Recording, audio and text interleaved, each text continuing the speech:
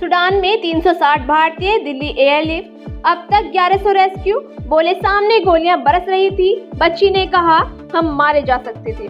नमस्कार, मेरा नाम है अंशु, स्वागत है आपका इंडिया न्यूज चैनल पर।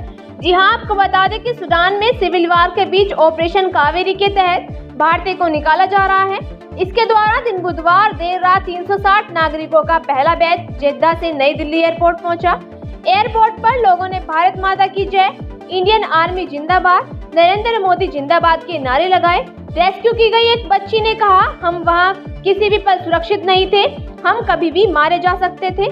सूडान से अब तक 1100 भारतीयों को समुद्र और हवाई के रास्ते सऊदी अरब लाया जा चुका है। इसमें से 360 भारतीय बुधवार रात जेद्दा से नई दिल्ली पहुंचे, बाकी सभी जेद्दा में हैं। इन्हें जल्द भारतीय लाया जाएगा।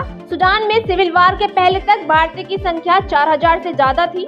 दिल्ली लौटे भारतीय की आप बीती, हम नहीं जानते थे कि हम में से कौन जिंदा बचेगा। दिल्ली एयरपोर्ट पर ज्योति ने बताया, हमें नहीं पता था कि हम में से कौन जिंदा रहेगा। हमने घरों को बमों से उड़ते देखा है, ऑफिस के साथियों को बंदूक की नोक पर बंधे देखा है।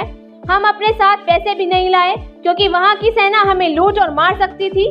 कुछ लोगों का कहना है कि हमारी आंखों के सामने फायरिंग हो रही थी। एक युवक ने बताया कि हमें खाना भी नहीं मिल रहा था। ऐसा 2-3 दिन तक जारी रहा।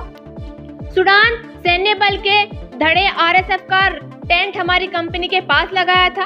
सुबह की सुरक्षा बल कंपनी में घुस गए और हमारे साथ लूटपाट की।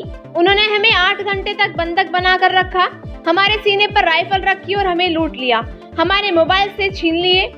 आगे बताते हैं आपको, भारतीय विदेश मंत्रालय के प्रवक्ता अरदामी बगीचे ने कहा ऑपरेशन रिकवरी के तहत सूडान से 1100 भारतीयों को अब निकाला जा चुका है। इस रेस्क्यू ऑपरेशन को नेवी के जहाज INS समेत और भारतीय वायुसेना के C-130J एयरक्राफ्ट के जरिए अंजाम दिया जा रहा है। सूडान से पहले बैच में 278 लोगों को रेस्क्यू किया गया था।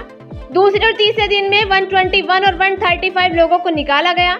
चौथे और पांचवें बैच में 136 और 297 लोगों को एयरलिफ्ट किया गया।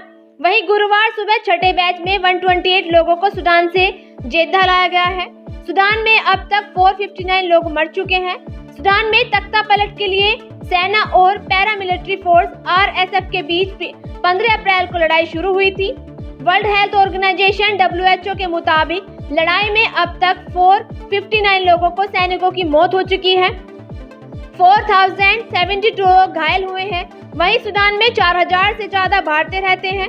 सूडान में 72 घंटे का रजीव फायर 27 अप्रैल 12 बजे तक है। इस दौरान यहां से अन्य देशों को अपने नागरिकों को निकालने का समय है। हालांकि संघर्ष विराम के बाद भी राजधानी खार्तूम समेत देश के अन्य हिस्सों में झड़पें जारी हैं।